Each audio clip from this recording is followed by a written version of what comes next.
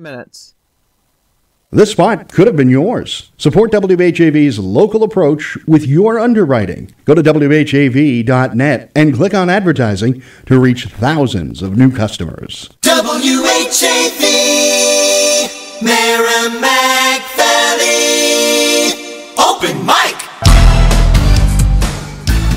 From the Edwin V. Johnson Newsroom, 97.9 WHAV FM presents the Open Mic Show with Bill Macek. Open Mic is brought to you in part by Smith Motor Sales of Haverhill, 420 River Street, exit 48 off 495. Make your voice heard. Call 978-374-1900. That's 978-374-1900. And we are back for another Monday night on the Open Mic. I'm Bill Macek, and Ralph Basiliere is here, and our guest for this hour, City Councilor Mike McGonagle. How are you? Great, Bill. Thank you very much for having me. Good to see you. Happy President's Day. Yes, it is. Yeah. Thank you guys. Yeah. So everything's going well. Our streets, at least in where I traveled, were like wall-to-wall cleared. I came down from from Maine today. Yeah.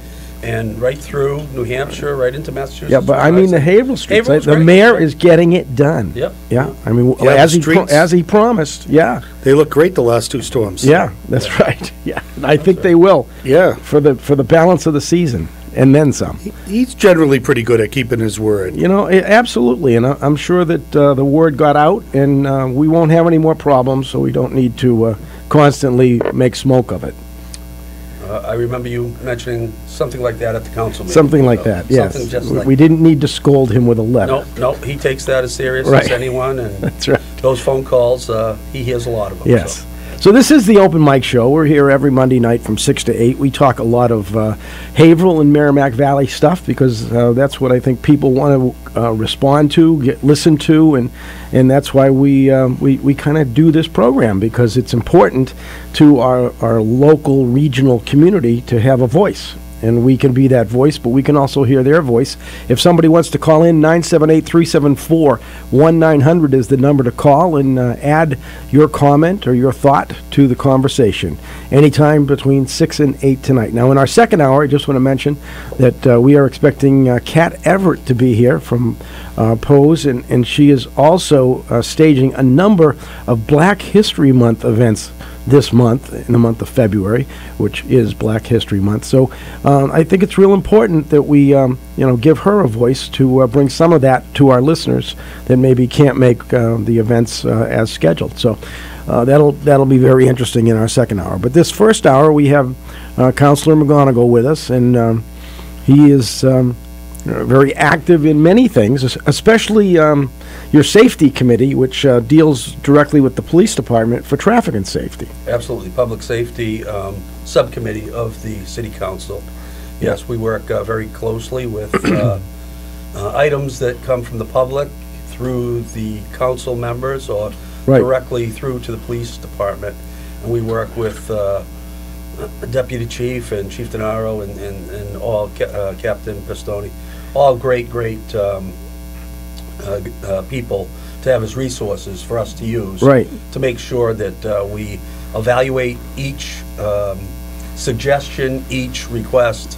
You know, we turn it over to the experts and let them evaluate. And that is quite a committee. That is definitely a blue ribbon panel, as I like to call panels that have such a great amount of intelligence and diversity, because not only is it the police department, it's also engineering, city engineering, and Merrimack Valley Planning Commission is there. Yeah. Fire department. Fire department is there. Yeah. And police department, of course, is there with their usually Lance is doing the work to decide how they should go, thumbs up, thumbs down, or something in the middle, right? Right, yeah.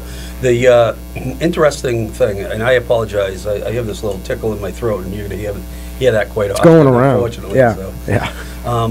But the neat thing about that committee, instead of waiting for these things to get on a list and then sit somewhere for a period of time, when we send those over to the Public Safety Committee or the Traffic and Safety Committee of the Police Department, they get working on them right away. So they usually have a meeting about once a month, and they will have these topics already, in most cases, reviewed a recommendation, deliberated, discussed, and then we'll go from there. And it's really a neat way they do it. They get all the necessary departments, for the most part, in the room at the same time. Right, That's right. what makes it special. We used to do a lot, even back before I ran the Public Safety Committee. We'd have a Public Safety Committee, and then we'd have to send things to Traffic and Safety. Right. So now we kind of try to do it a little bit more expeditious. We send them right in there, and by the time we all get together, they have a lot of the information. Yeah, they do make great evaluations, and I think, you know, as a counselor, I think the council really takes their recommendations to heart, and we don't argue a lot. No, you know, it's kind of hard to argue with the expertise and the follow-up, And they've got all the details. Like when somebody, you know, they know how many accidents have been at every intersection in the city. They, you know, no matter where it is, they can pull up from the history of accidents that they have in the computers, that they know what's going on and whether it really is a dangerous intersection, if it needs a four-way stop, which sometimes we get a request for that, and they go, no, we really don't need that. there are criteria that go into Right. what allows us to create a four-way stop. And part of that is the traffic counts, the other part is accident data. And our police department, they do an excellent job of reviewing all that stuff. And then even if it can't be a four-way stop, like sometimes the citizens would like, or maybe a city council would like, they will come up with the reasons why we have to keep it this way, and maybe even some suggestions on how to try to make it safer, even though we might not be able to add the four-way stop that they wanted to do. Right. So it's, Now, Ralph, you're on the Conservation Commission. You don't ever have any traffic issues, do you? No, although like I told you last week, I get called about everything, and some of the calls I get are really nasty. I gotta ask my mom to stop that. But no, traffic stuff we don't. You don't say. get involved in that. Right. No. I mean, the job title, it's right in the title. We conserve and we commission. That's so. it. Yeah. So what else is going on, Mike? What do you see on the horizon? What are you thinking about as one of 9? this, I'll take you right to rebuilding together, Bill. Oh, okay. Let's jump away from the council then. Another one of your pet projects that you've been working on for years. It's been one of your dedicated positions to make sure that it's working right. And I know you have other people I remember when you actually did chair it at one time. You were kind of like you're still the top dog? Yeah. But you got other people working for you now. Well, we have one part-time employee. I mean, we're such an efficient organization.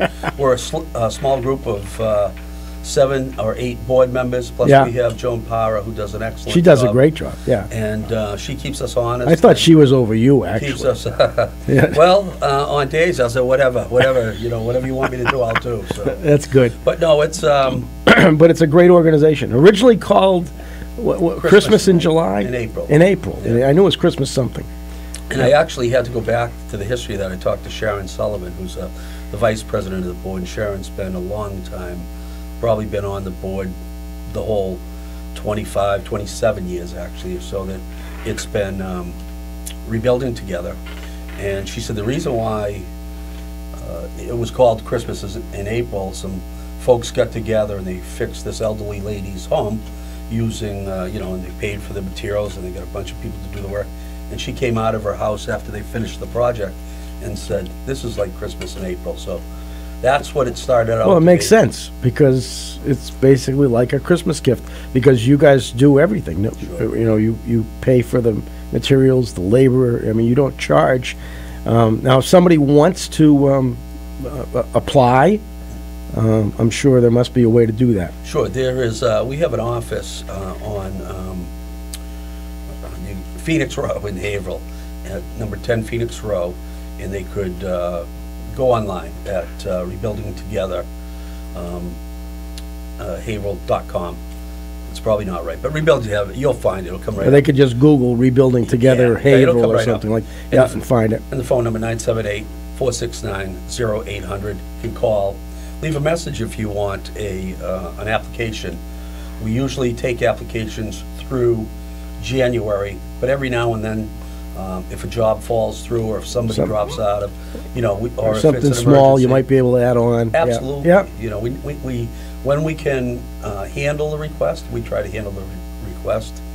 We usually, on the last Saturday in April, so this year it's April 27th, is the National Rebuilding Together Day. And we'll usually work on 9 to 14 or 15 homes that day. Some just simple yard cleanup, helping people take debris out of their yards, just so many things. Our whole mission is try to help folks stay in their homes, but make sure they're healthy, they're safe, and they're not going to hurt themselves. And how about the volunteers, the tradespeople? How can they get involved? They same way. They can go online and apply, or they can call Joan at the 978-469-0800 number, and she can tell them. You can sign up online, so it's very easy. And that morning of the 27th, we all meet around 7:30 down at the Elks, right across from City Hall. Yep. We have a nice breakfast put on by the Elks. They do a great job for us. They've been doing that for years and years. They get up very early. They make sure there's enough food for 100, 125 people. Have a big breakfast, give everybody a T-shirt, and then around 8 o'clock, we go off to the jobs.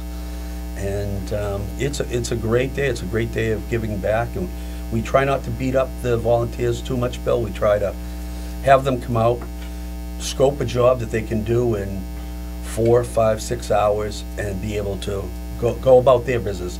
Because I know when you go home after you do your good stuff on the weekends, you probably got a honey-do list as well to take care of. The honey-do list is always in play. I have one too. It never ends. Yeah. Yeah. It's So, just, and that's one of the things, that's really, I've seen the evolution of our way that we use volunteers and try to keep volunteers fresh and coming back. and anybody that is listening and would like to be a part of this great organization, they don't need to be licensed in a trade. They could be just a helper in a sense, or somebody that will. You must trim hedges and Absolutely. and mow lawns, right? So I mean, all that kind of stuff is anybody that wants to lend a hand. You have a place for them. Right, if you're physically able to walk around someo's yard and try to help out, and we would love to Right. see you You on don't that have to day. be a licensed electrician. Nope. You're not just looking for those kind of. We love You the, need to have that to a point, but Sure. general contractors and that stuff. the But more of those guys that we have, the more skilled. doesn't the city actually also waive permit fees for We that do. for you guys for that day? Through the wisdom of the city council and you folks. What an intelligent group! You guys have been kind enough for the last, I think I've been the president for about 6 years now, have always waived the fees. And the city has been great to Rebuilding Together, and the city does really appreciate what Rebuilding Together does for the community. We get a lot of help from Andrew Herlihy. Richard McDonald is tremendous. Yeah. Mike Stankovich. Yeah. Keeping the yard open on that Saturday so we can go in there and dump debris and some stuff. These guys all make our job so much easier. Yeah, so it's really a team effort, It's and a it great makes so partnership. much sense. It's a great partnership. Well, I need to take a short break right now. It is that time. We're here until 8 o'clock on the Open Mic Show. Bill Macek, along with Ralph Basiliere, and for this hour, City Councilor Mike McGonagle is going to be with us. If you would like to join us, call us at 978-374-1900. And we're going to take a short pause, and we'll be right back with more of the Open Mic right here on WHAV 97.9 FM. Open mic.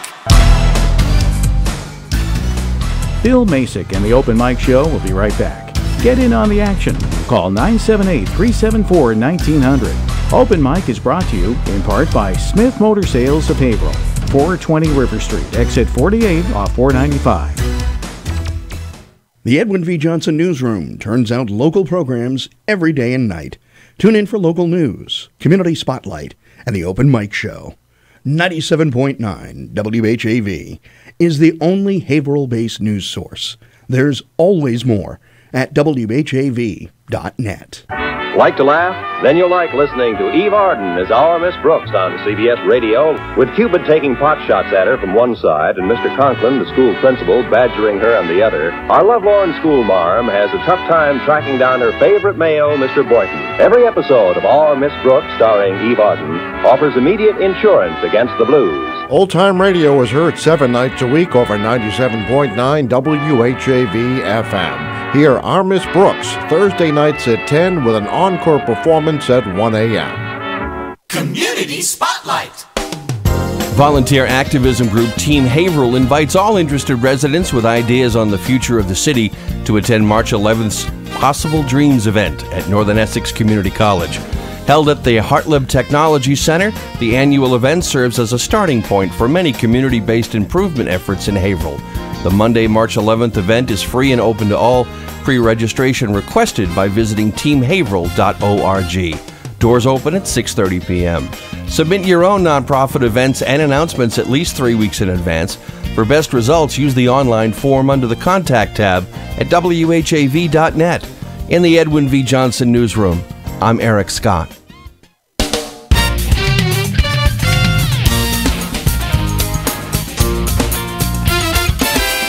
Catch the wave. WHAV Open Mic. From the Edwin V. Johnson Newsroom, 97.9 WHAV FM presents The Open Mic Show with Bill Macek. Open Mic is brought to you in part by Smith Motor Sales of Haverhill, 420 River Street, exit 48 off 495. Make your voice heard. Call 978-374-1900. That's 978-374-1900. And we're back on the Open Mic Show. Bill Macek, Ralph Basiliere, and Mike McGonagle from the City Council, among other places, right? That's right. Yeah. And, Man, Mike. Yes, okay.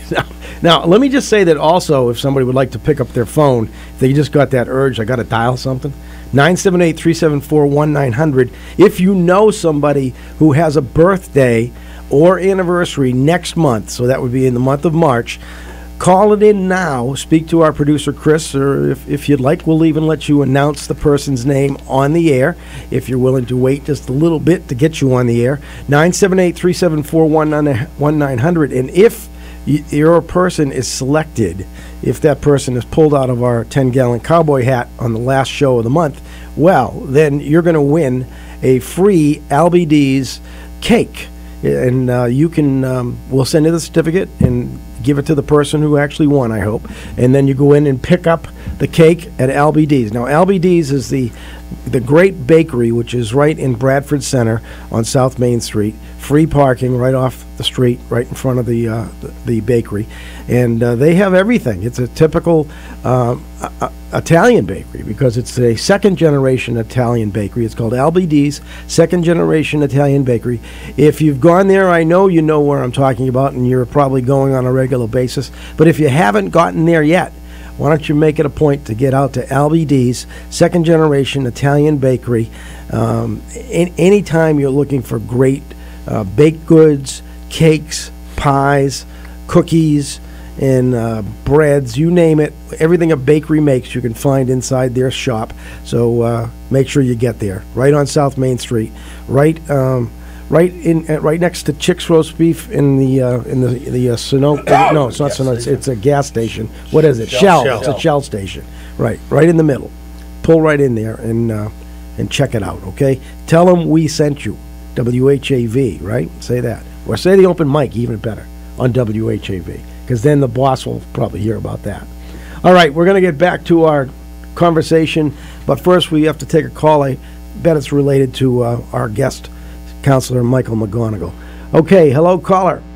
I am the caller. Oh, okay. And I'm looking forward to next week when you draw the winner. Hopefully it'll be the entry that I submitted to win a cake at LBD's Second-Generation Italian Bakery, 140 South Main Street in the Bradford section of Haverhill. See, when you do stuff like that, we can tell you're a regular, and we love to have our regular callers calling in. How's it going? All right? Everything good? Okay. All right. Now, who's the person that you put in? What is her name? When you draw it from the hat, I hopefully will draw it from the hat. Yeah. It will say Jayliana. Jayliana. But see, all of the kids have nicknames, and nobody calls her that. Oh, okay. All They right. call her JJ. They call her Tuti. All right, you better stop right there. You're going to upset her with you, and then she's not going to be pleased that you did this. Oh, well. All right. If she wins, she wins. If and she- she's going to be 13. Oh, nice. So what else is on your mind? Well, I want to say that Rebuilding Together of Greater Haverhill has done much for me. Everything from windows, doors, floor, lots of things. And I don't know what I would have done without the Rebuilding Together folks. Well, here's the guy you can thank, at least for all the work they've done in the last 6 years. Well, no, we don't need the thanks. It's we're grateful and thankful that we're able to do it, and we're really thankful there are people like you who are grateful. A lot of the folks that we run into, or whether it be they need a roof or a window or a bathroom or a stairway or whatever it is, they say, we didn't know where we're going to turn next. We've gone to everybody. We've asked everybody. We've exhausted everything. And there's Rebuilding Together. And, we can't do it all. We really can't. And that bothers you. But we work as hard as we can to try to get as many projects as we can. So, and for people who are grateful and deserving, it's there's no better feeling on a Saturday afternoon, and I mean that sincerely. People tell us all the time it's the most rewarding thing that they've done. Sure, absolutely. For a long time. It is indeed. And even during the off time, I wanted to put some kind of access in my back slider so that my wife, who was in a wheelchair, could make it from the living room onto the back deck. Mm-hmm. Yeah. And that was terrific. Mike came out, and Bob, former city councilor Bob Damaris, came out and did a great job. Great. That's great to hear. You mentioned Bob Damaris, and I think he's a classy sure gentleman. And I have him to blame for my association with Rebuilding Together. Really? So Bob came to talk to me. Bill, you'll remember this. I don't like to remember it too much, but I got elected in 2007, and I didn't get reelected the next term. I remember that. And Bob called me up and he said, "Hey, Mike, you know what? You do a lot of good things. You like helping." And he got me involved in it, and I was able to watch how he did the good work that he did. And after maybe a year, he retired, and then somehow I must have slipped. My hand went up, and I became president. Now, the other one that I remember is John Murphy. He was involved at one time. John McCarthy. John McCarthy. Why did I say John McCarthy was one of the original gentlemen that helped get this off the ground. Yeah. John is a tremendous individual. He is, and he's going to hate me now. They muffed up his name, but yeah. No, he doesn't. Sorry, care. John. But I'll tell you, he's another role model. He really is. He's a guy that, if you need 12 hours out of John would do 12 hours. Yeah. If something has to, I'll go do it. And then he brought, and he's a talented guy. He can do just about anything.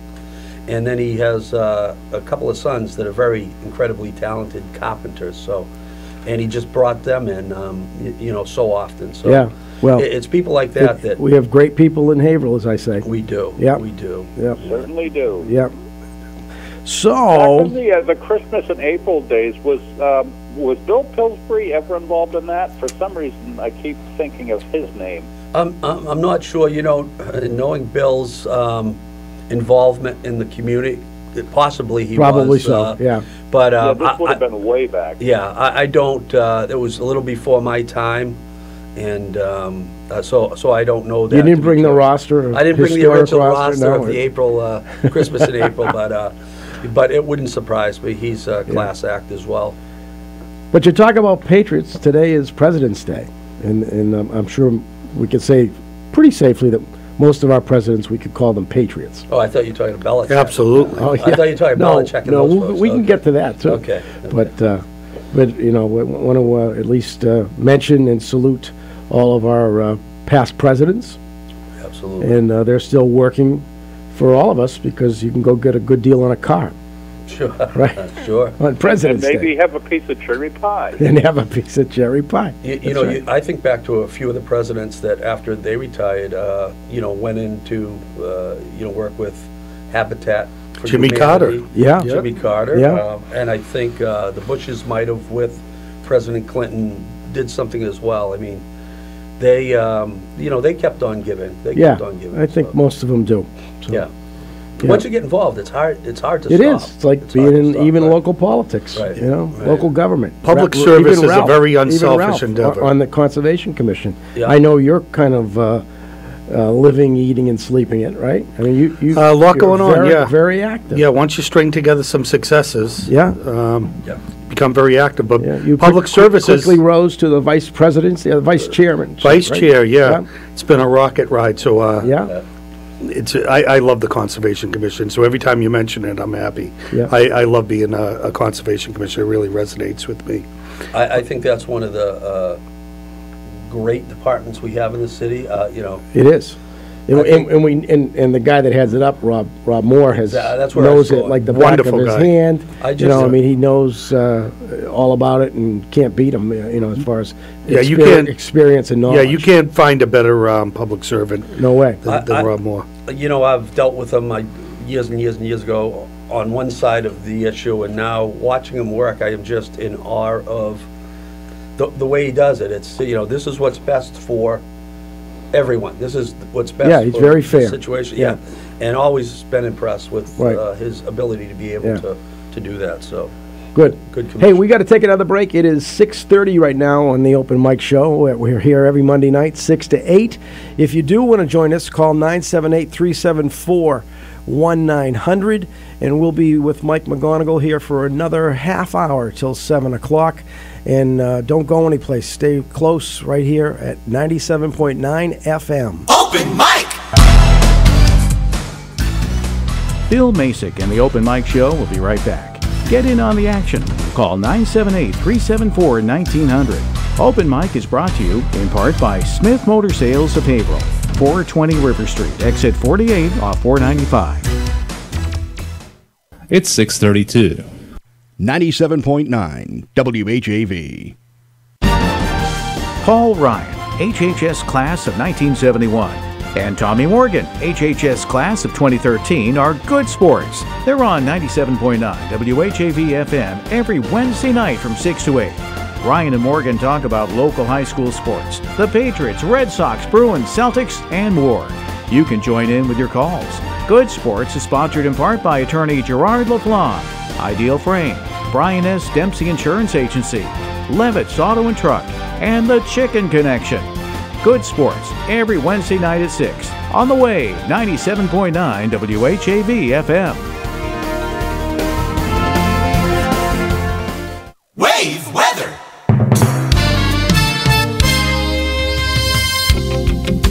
Now your wave weather forecast for Haverhill and the Merrimack Valley. Chance for a few snow showers early on, otherwise we're going to clear things out and get cold. Low at 13 degrees with a 5 to 10 mile an hour northwest wind. Sunny skies throughout your Tuesday, high 27 degrees, light northwest breeze. Clear skies, a low of 12 for Tuesday night. And continuing the nice stretch, mostly sunny, high 31 on Wednesday. I'm WHAV meteorologist Brian Ivy. Your next wave weather in 30 minutes.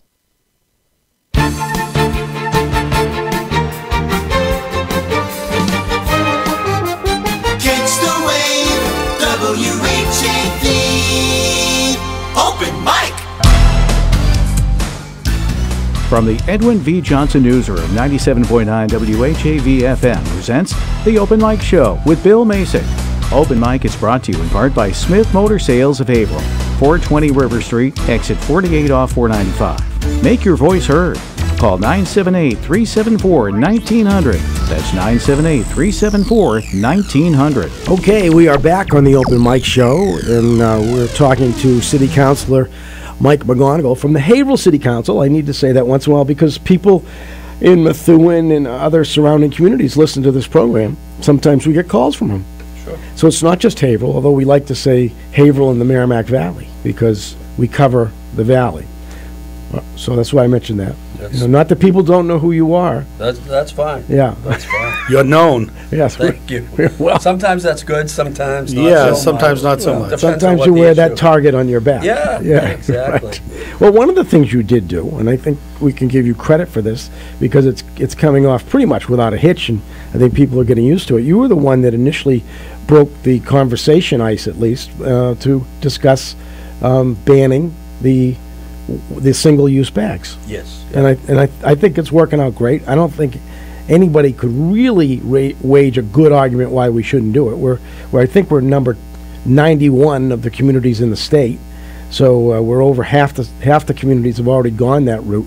It's just the right thing to do, and because of many reasons, probably most because of the ecology and the problems that those bags create. Yeah, you know, Bill, I am not the guy to go sound the trumpet, but I just think this makes so much sense. Right.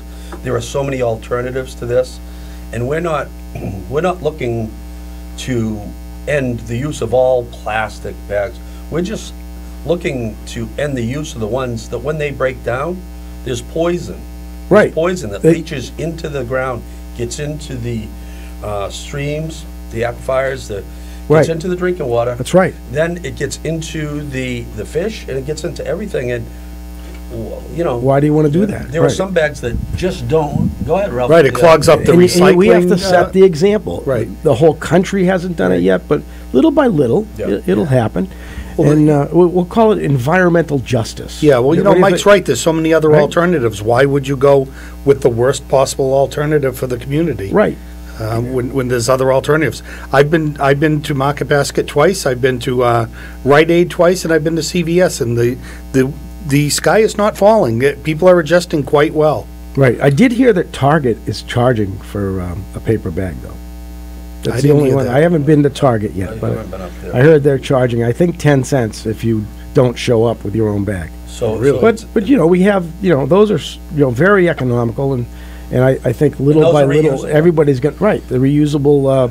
I have a bags collection of that have reusable bags now, handles. yeah. They're handle bags are always better Yeah. than those little the things that break the minute you put any weight in the bag. we all know that one solution will never fit all. And I've had some great conversations with some citizens that just don't share the point of view. One very nice constituent, she emails me and tells me, you know, I have disability. It's hard for me to carry the bags that aren't these Okay. lightweight bags. Yep. And again, you know, you can just tell her, these are the alternatives. And she says, well, you know, I'm just telling you, it makes it harder for me. And I get that. Sure. Bill, you saw there was a survey that the mayor sent around. Right. And I think it even surprised him where out of, I think it was only 240 surveys that came back, something like that. It was what, But it was 58% Right. to 34. Right. It was almost 2-to-1. Yeah. Yeah. They're in favor of going with the, and that's before people actually get used to it. I mean, we always have, and I have myself, what is called knee-jerk reaction. You know, your first reaction is, no, why are we going to change that? You know, but I think, you know, we'll quickly get used But to it it. was also wise to have the debate, too, because, you know, so many times people say to me, you know, with conservation issues and things, they say, oh, why do we don't we do, you know, this? There's a repercussion for every action. There's a reaction. So Right. you know, the council was wise to debate it, wise to look into it. I think it's the rollout has gone very well. Pretty smooth. And we did that like 8 or 9 months ago. And Right. you know, so people had, and even the vendors had a chance to get rid of their plastic bags and get ready for it. But Market Basket in particular, which is probably the largest vendor in a sense, of giving out those single-use and now paper bags, they're already, I think, in 38 or 40 communities where they have stores. is old They're hat used to to them. it. It's not. Yeah. It's nothing. Okay, we're It's doing the it. price of doing We're business. doing it in Haverhill now. Yeah.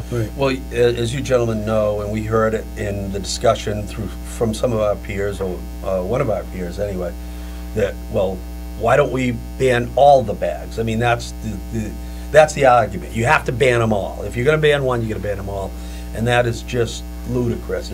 It's incremental improvements. The same with where we're going environmentally, you're not going to get to where you want to be. Now, Not all at once, no. So Take you steps. take your steps, and Well, the bag one just makes sense to me. It made sense. I didn't invent it. I said, hey, these you communities saw are it. doing it. Let's do it. It makes Let's sense. see if it will fly. These single-use bags that were coming from Market Basket, and you're right, if you think of how many thousands of bags they give out a day. Yeah, not counting the double bags. Right, you know. right, every day. That was obviously, if you ask me, that was the right place to start.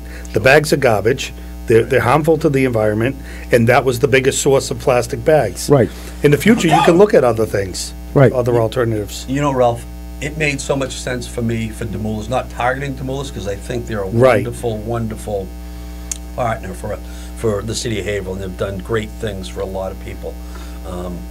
But I think the volume of bags, I think their location, in all of their locations, are right by the river. Right by the river, yeah. And Right. you go by the river, you can see these bags in the trees, and it just made sense. And the other communities where they do have stores that they've already adjusted, it really wasn't a heartache for them whatsoever. Yeah, right. And you know, as you said, it's right in the ordinance. We exclude those plastic bags and single-use bags at the smaller stores below 3,000 square feet of use area. Then those stores don't have to do it. Still.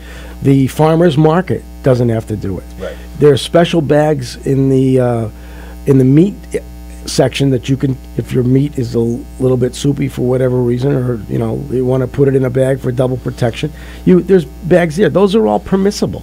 The ones that you put your when you're getting your fruit and vegetables. We didn't exclude everything. Not everything goes to a paper bag. We used a little bit of discretion, some common sense, but the biggest culprit, I think, has been eliminated, at least in Haverhill. I've had people say to me, I'm going to shop in Methuen, or I'm going to shop in New Hampshire. Well, get used to it then. Why would you want to do that? Just because. What are you going to do when they change? Bring your own reusable bag. You know what I've been using for years? They have the boxes. I use those too. I love using the boxes. Yeah. Now, then when I issued a statement, I was asked to, by Indivisible, to come and speak on a meeting they had, and I was out of town, but I replied in an email, and then I told my girlfriend. She came home once with the plastic bags, and I real quick, I had to put down the shades because now I'd issued a public statement I was against them. And one time, I wasn't paying attention, and the young man started to bag me with plastic. He was about 3 bags in. I said, I'm really sorry, but I can't walk out of here with plastic bag. I can't be a hypocrite. Right. Yeah. So he had to put everything in the boxes. Well, want me to tell you who I think was very helpful to us and very important was Allison Hartquist. Yes. She had stepped up. She had done it when she was in Newburyport. Newburyport. Yeah. And she kind of had most of the stuff that she could just draw on. We reviewed that stuff. Right. We sent it over to Solicitor Cox. Right. He drafted it up. Made it.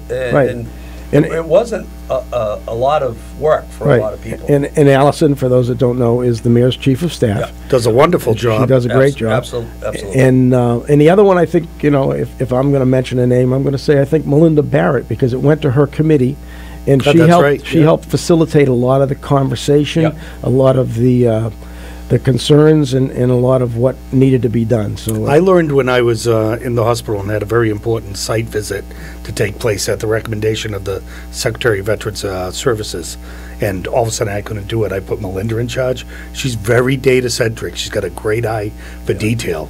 she does a great job. Yeah, she does. really does. Anything that she gets involved with is usually done right and done thoroughly. And Yep. she's not afraid to stand up, even if it's not popular. She has what have a I lot of call respect. the Menino factor. She's not a fancy talker, but she gets things done. And that's more important.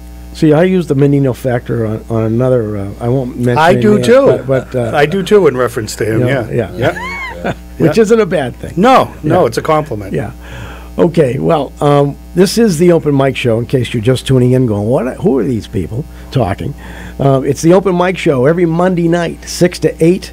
we're here, and we will take your phone calls on any topic, 978-374-1900. The Open Mic Show is a heritage product, goes way back on WHAV when it was at 1490 AM. It is a local institution. It is, and now we're on FM, and we're also on some of the cable channels, right on the home sets. They can just tune right to us on HC Media in Haverhill. I know we're on 22 usually, except tonight because the volunteers don't work on holidays. So that's why we're not being broadcast Facebook tonight. and YouTube. But you can go online. That's right, Facebook and YouTube. So YouTube Live. even if you're traveling, if you're you, on a Monday night, you can tune us in because we're worldwide. That's right. Who would want to be on vacation and miss this? Right. That's right. You wouldn't go. That's right. Yeah. Anyway, all right, it's quarter of. We have talked ourselves to the next time. We should take a little pause for the cause, and we'll be right back with more of the conversation we're having tonight until 7 o'clock with City Councilor Mike McGonagle right here on the Open Mic on WHAV 97.9 FM. Open Mic! Bill Macek and the Open Mic Show. Be right back.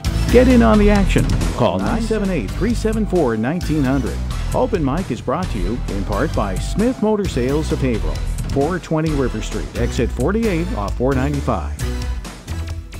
For more in-depth coverage of the news, visit WHAV's website at whav.net. Catch the wave!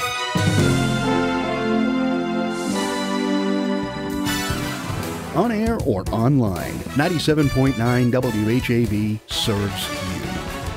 Twice an hour weekdays, keep up to date with exclusive local news and weather. Find out about civic events on Community Spotlight every quarter hour. And better prepare with WAVE weather every 30 minutes. Mass Moments, Melinda's Garden Moment, Soundbeat, and Insight Daily complete the spectrum. Hear classic comedy and drama 7 nights a week at 10 p.m. and 1 a.m. Finally, a unique blend of rock and roll hits from the 60s, 70s, and 80s round out the entertainment. Stay with 97.9 WHAV, the only Haverhill-based news source.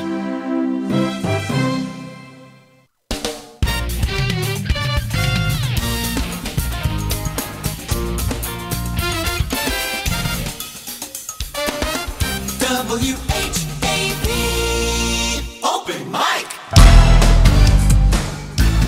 From the Edwin V. Johnson Newsroom, 97.9 WHAV FM presents The Open Mic Show with Bill Macek.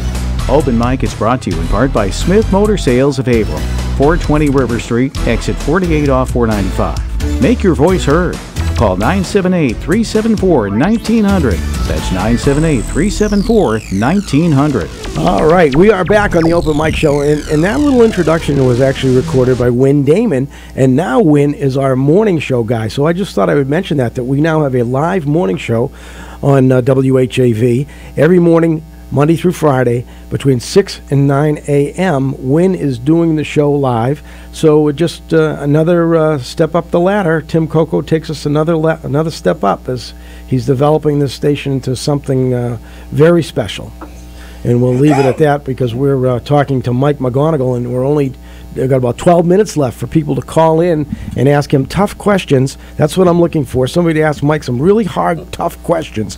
Only kidding. Mike knows. And we're good buddies, so we can joke with each other. But if you have a question or if you have a comment on anything about the City Council, about the Conservation Commission, we've got some experts here tonight on the Open Mic Show. And there's something I was thinking, Bill, that kind of crosses that.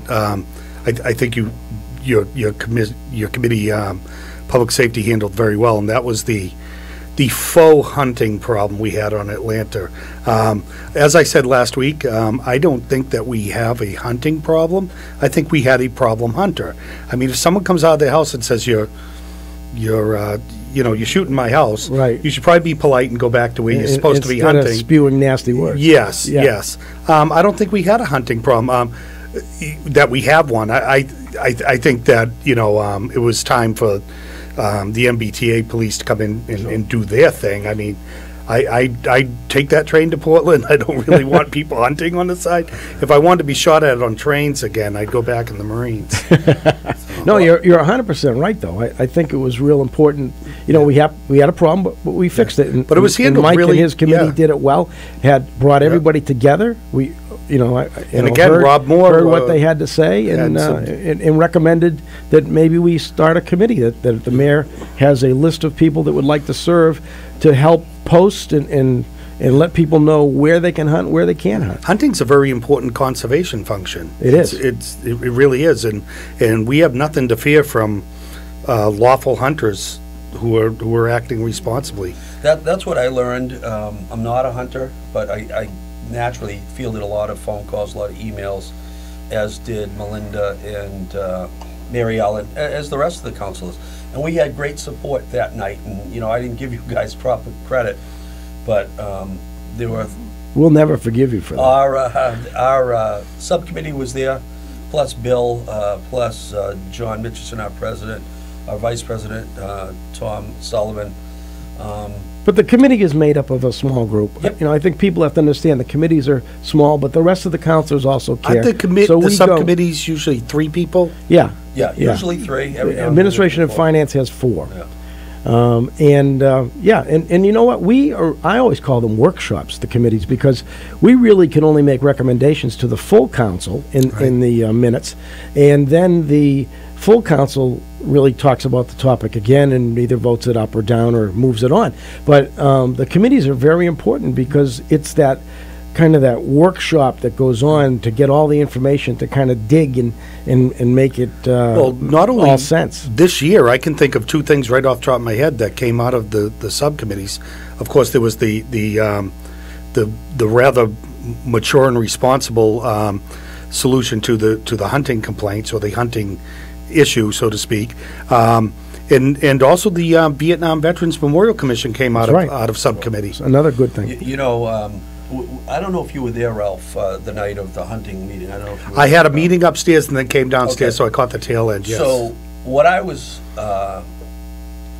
happiest about, I guess, is the way to look at it, is how respectful all the hunters were. They came in, just like you said, there's not problem hunters. There might have been 1 or 2.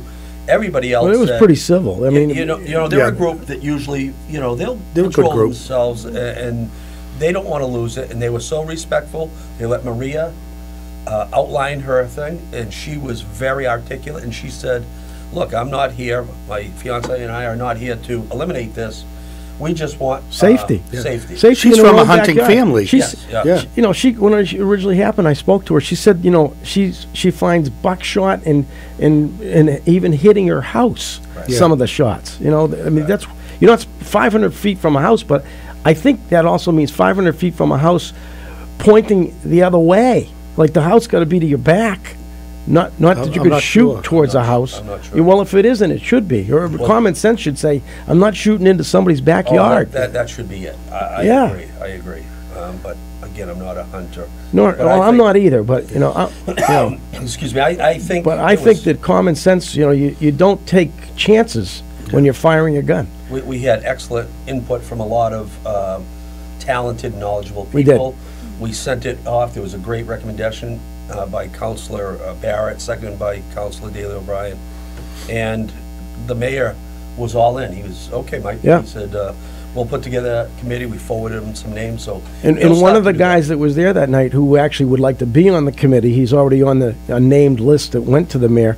I've spoken to him, and he's reaching out to somebody else. We may have a couple of experts coming in on gun safety and all the things that go with it. I remember that gentleman. Yeah. Very talented guy. Yeah, exactly. Responsible hunters are not afraid of the law, of the parameters of which they can hunt in. No. They're not at all. They're not going to cause you a problem. Right. Right, exactly. Bill, before, I wanted to go back to something Ralph said about the Veterans Memorial, too. You know I'm a veteran. Yeah. I'm a veteran. You're a Navy vet, right? Aren't you a Navy corpsman? You got it. Yeah. See, that's You why got I've it. always liked him. That's right. Yeah, I could do a tracheotomy right here if I have to.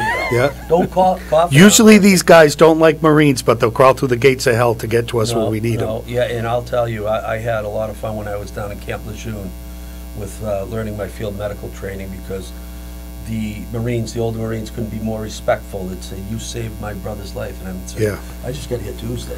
Yeah, but no, Marines absolutely love Navy corpsmen. Yes, we get a lot of respect, which is great. But I want to echo, I think Bill already brought it up, but the great work that your committee did, your leadership, and the mayor's foresight and asking you to chair that committee, and Tommy Sullivan, and I think Mary Ellen was on it. Yeah, I think Joe Bevilacqua was on it. It's from the council, Joe Bevilacqua, Linda Barrett, and Tom Sullivan. Right. And they're kind of my Greek chorus, my council of colonels. Yeah. And I have the Veterans Alliance of Greater Haverhill that we do that fundraiser in November. We do through a lot of support. Guess what I'm thinking? Which is another great thing that he does. Yeah. And that was his idea to help out the veterans groups that couldn't solicit on the streets anymore. Right, the tag because days of the are gone. safety. Right. And Mike said, "I'll come up with something." And sure enough, you did. He came up with a good thing. You know, it was an amazing, lucky break that we got. You know, that we took Brian Dempsey retired. We were able to hijack. You know, with his blessing. Maybe we should call you Councilor Lucky. Yeah, he's been an excellent supporter as well, and he was just so kind. Who isn't though? Who wouldn't be? Everybody should be. We are so lucky. Yeah. You know, 2 years in a row, we've raised a fair amount of money, and we try to help these guys whenever we can. But you talk about your Veterans Alliance. Once again, you have a very strong board of people. And the thing that I like about it, you don't just raise money in November and then decide who gets it all. You kind of pool it, you kitty it, and then as people are in need throughout the year, they can reach out to you, and you can, if you have the ability, help them out. Bill, you know, you can collect money from people and groups and then just make it go away and Right. be down. And for the year, I'm done till next November. But you don't do we're that. We're not set up like that. We hold our money when we get requests. We go and say, you know, hey, board, what do you think about this? This gentleman can't afford this house. This gentleman has no food. This gentleman needs the Veterans Outreach.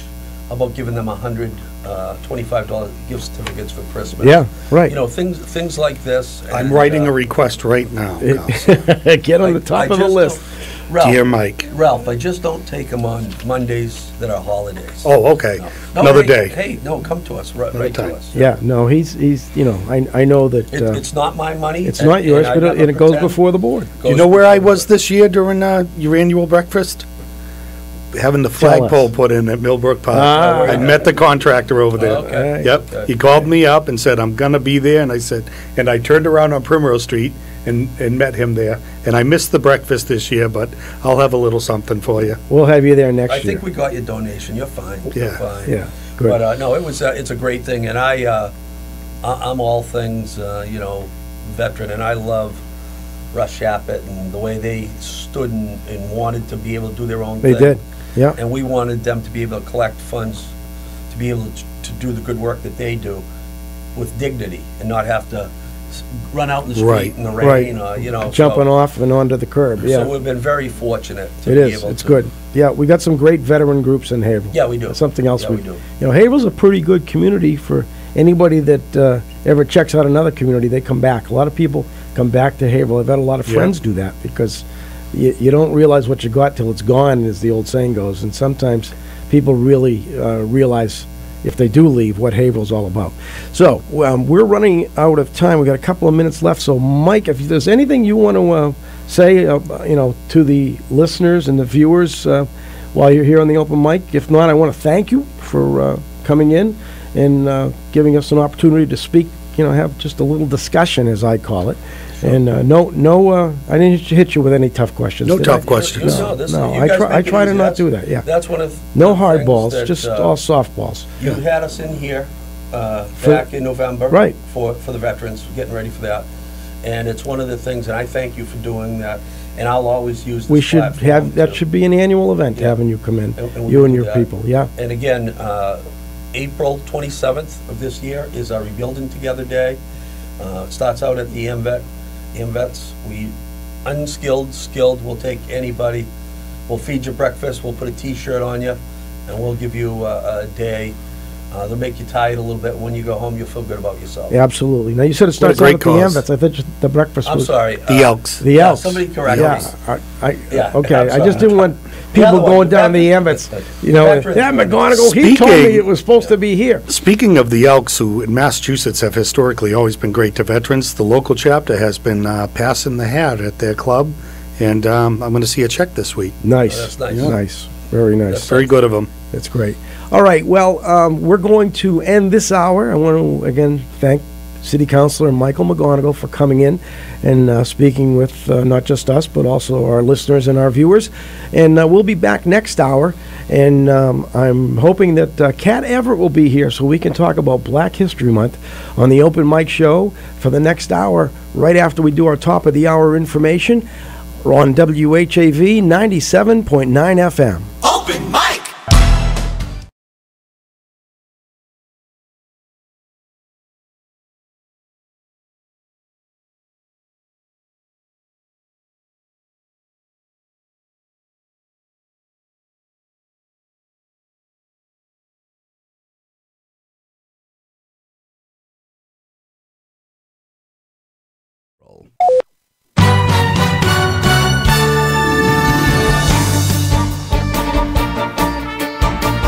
Here's the latest WHAV news. I'm Wynn Damon. No one was injured Saturday night when bullets were fired into a single-family home off Lowell Avenue. Haverhill police confirmed the shooting and continue to investigate. Officers were sent to the 60 Rockland Street home just before 9 after receiving calls. Police do not believe the shooting was a random act. Captain Robert Pistone says the preliminary investigation yielded evidence that projectiles had been fired into the home by a firearm. No one was injured, and the case remains under investigation. The number of shots fired and the extent of the damage to the Cape-style home were not released.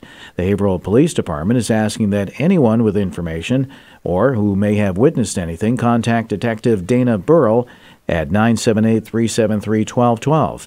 Anonymous tips may also be left at the same number.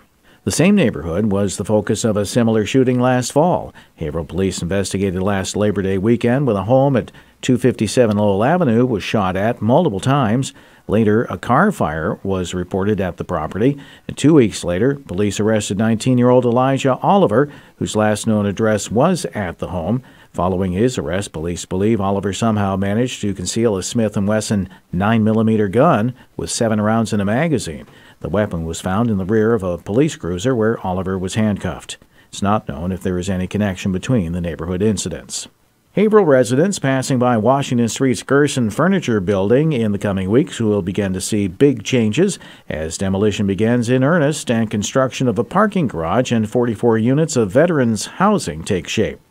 Headed by Waltham-based Delphi Construction, the project brings to fruition a long-standing commitment by Haverhill's Veterans Northeast Outreach Center to house local vets and their families. As Delphi Project Superintendent Mike Mills tells WHAV, the last of 3 buildings at the intersection of Washington and River Streets is being demolished next week to make way for 1-, 2-, and 3-bedroom properties that will sit on 46,000 square feet of space backed by the nonprofit Coalition for a Better Acre. Mills joins a crew of 6 day-to-day workers on site, with additional crews expected to sign on in the coming months. First up after demolition, estimated to take 7 weeks, is the creation of the 56-space parking lot. Once that's sorted, Mills says passers-by will see the building's steel and wood framing begin. All told, the project is projected to wrap up in March of next year so that the housing can be turned over to Veterans Northeast Outreach, offering priority to low-income veterans and families. A 2,000-square-foot commercial space is also available for rent on the lower level. The Gerson project is the second time the Coalition for a Better Acre partnered with VNOC to develop Haverhill-based veterans housing. 27 units were made available on Reed, Temple, and Tremont Streets, with tenants able to utilize services from VNOC, including job training, community meals, and wellness classes. Though nothing has been confirmed, Mark Horn from the Coalition for a Better Acre tells WHAV the group intends to do whatever they can to memorialize the legacy of John Ratka, the driving force behind the 3-year partnership with VNOC. Ratka, who served as VNOC's executive director, died suddenly in January at the age of 65. And a 52-year-old Haverhill woman was killed early Saturday night when the car she was driving crashed on I-93 in Medford. Massachusetts State Police report Florence Bisson died around 7:30 when she was thrown from her vehicle in the single-car crash on I-93 southbound between the exits of 33 and 32. Trooper Joseph Flynn from the State Police Medford Barracks said that Bisson lost control prior to the crash. All southbound lanes were closed. Traffic was diverted off exit 33, while members of the State Police Collision Analysis and Reconstruction Section investigated. And the Methuen Festival of Trees is looking for applicants for the 2019 Historic Preservation Grant Program, with submissions being accepted through March 15th. In an effort to preserve Merrimack Valley area landmarks, the program provides up to $10,000 for qualifying projects that restore historic features of a building. Since 1994, the group has awarded $2 million in preservation funding to 21 cities and towns in Massachusetts and New Hampshire.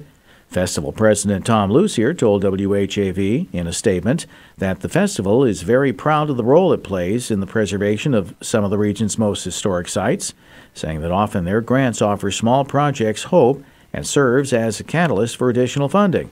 Haverhill's John Greenleaf Whittier Meeting House is a past grant recipient, with other funding earmarked to enhance things like stained glass windows, granite walls, and train depots. Applications for the grant program are available online at MethuenFestivalOfTrees.com. This year's Festival of Trees is planned for November 15th through December 7th. In WHAV sports, the Bruins are in San Jose tonight to take on the Sharks. The Celtics have the night off. Red Sox position players report to spring training today in Fort Myers. Their first exhibition game will be Friday against Northeastern. In high school sports and boys hockey, Haverhill plays Amesbury, Methuen takes on Triton, and Hamilton-Wenham plays Pentucket. In boys basketball, it's Methuen against Springfield High School of Science and Technology, and North Andover against Franklin. And in girls basketball, Haverhill plays Everett, Central Catholic takes on Wachusett, Pentucket is in the St. Mary's tournament, and Spalding is at Timberlane. Remember, WHAV is the only Haverhill-based news source, and there's always more at WHAV.net. From the Edwin V. Johnson Newsroom, this is Wynn Damon. From Feature Story News in Washington, I'm Rebecca Foster. President Trump has accused officials within his own Department of Justice of treasonous activity after it was claimed they considered trying to oust him from office. 7 MPs from the UK's opposition Labour Party have resigned over Jeremy Corbyn's handling of Brexit and anti-Semitism accusations. And the Venezuelan government is blocking 5 European lawmakers from entering the country. Wave weather.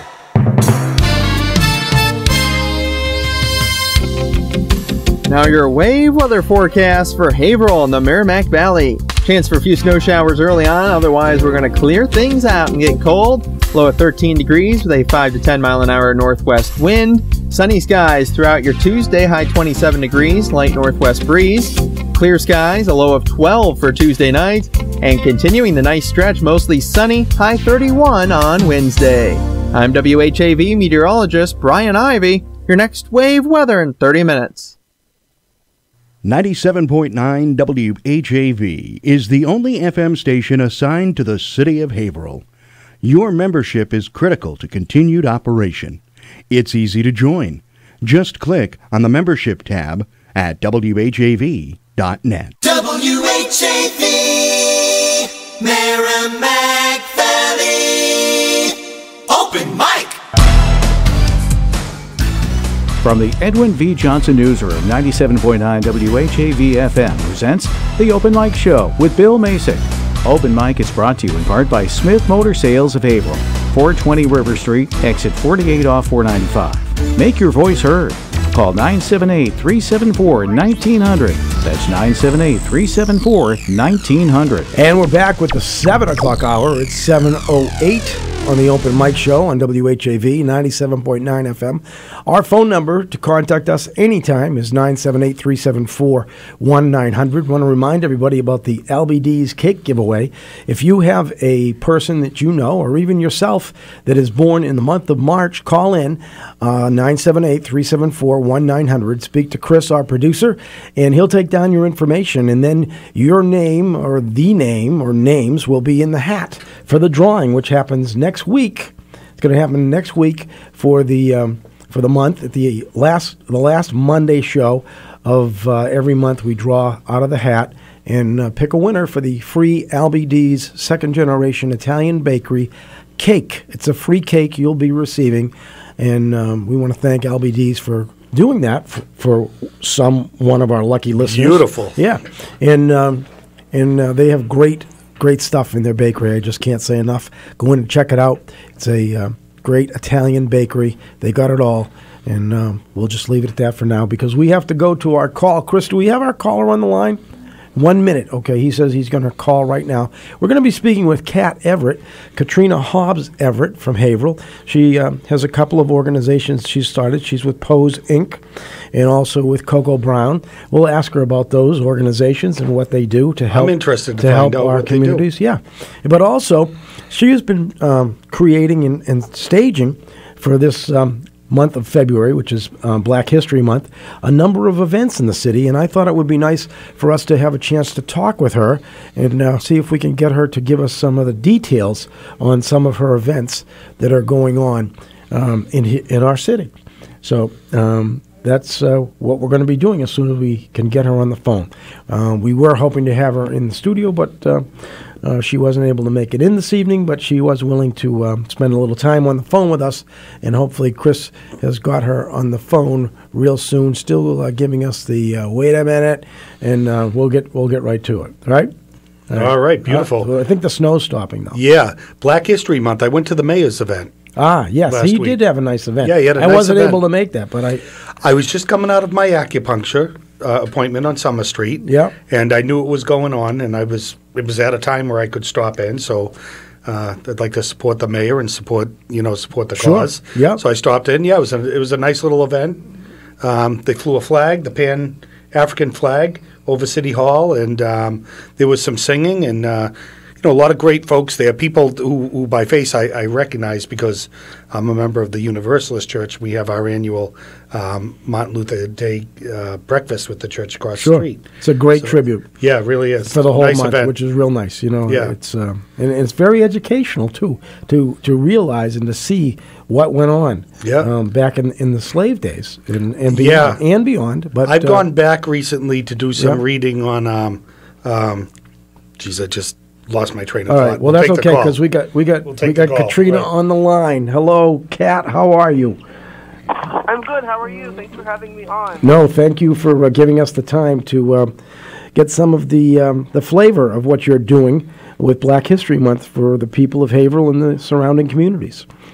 Yes.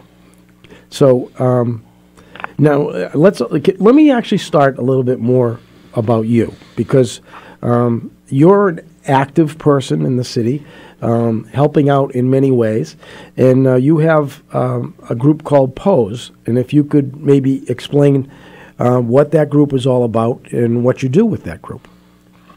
Sure, of course. So Pose, Power of Self-Education, is a nonprofit 501c3. We are a community engagement and advocacy organization, and so we specialize in community mobilizing, and our tagline is strengthening individuals and mobilizing resources to meet community needs. Yep. That's great. And do you have regular ongoing meetings, or if somebody wanted to check you out, how about a website, or how can they find out more about Pose? Well, we actually have a young team of students working on our website right now from Haverhill High, which we are super excited about. They're Great. Our website. Excellent. So the only way to really follow us is via social media, so either Instagram or Facebook. Our Facebook page is very active. We do have monthly meetings with our board members, but we have lots of community events that people can participate in, and those can be found out about through the website. Okay, great. So there's nothing wrong with that either. So you have a Facebook page? Yes, the Facebook page is just Pose Inc. If you put in Pose Inc., it should come up, or you can type in the words Power of Self-Education. Okay, great. And then what about Coco Brown? Tell us about that. Sure. So Coco Brown is a new initiative. It's a business. We endeavor to be a cafe very soon, and hopefully one day a Montessori high school, middle school. But right now we function as a cultural community center. It's a multi-purpose and intergenerational space. Yeah. That does have a website, cocobrowns.org. Has a little S to the end of it because the other domain was taken. So just cocobrowns.org is the website for that. Okay. And I want to thank you for all of this that you're doing for the community, because it's really nice and important to help certain people kind of get a grip and a better understanding of what they could and should be doing. Yes. So the purpose of Coco Brown is really is a long word called consensualization, and that's the ability to be able to see oneself in their community, socially, civically, seeing yourself in Haverhill long term. That's right. Kind of the goal of Coco Brown. Yeah, I haven't actually gone to any of the ribbon cutting or the events that you've had, but I have read all of the materials you've put out, and I find them to be fascinating as to what you're trying to offer for people to pick up on. So I think it's great. Thank you. Okay, now let me ask you about the main topic that I called you about, and that was to talk about Black History Month and also what you're doing, and maybe you could even promote some of the events that haven't already transpired that are still going to happen for the balance of February. Sure. So that's kind of my pet project, if you will, as a native of Haverhill, born and raised.